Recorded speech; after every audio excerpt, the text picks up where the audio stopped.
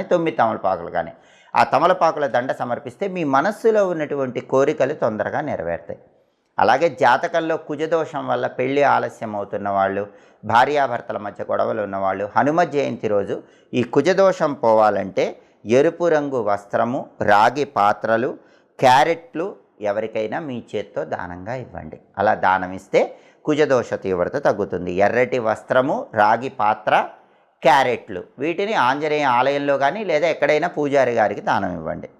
అలాగే ఆంజనేయ స్వామి ఆలయంలో హనుమ జయంతి రోజు ఆవు నెయ్యితో దీపం వెలిగించిన, ఆవాల నూనెతో దీపం వెలిగించిన అన్ని సమస్యలు తొలగిపోయి ఆంజనేయుడి సంపూర్ణమైన అనుగ్రహం కలుగుతుంది.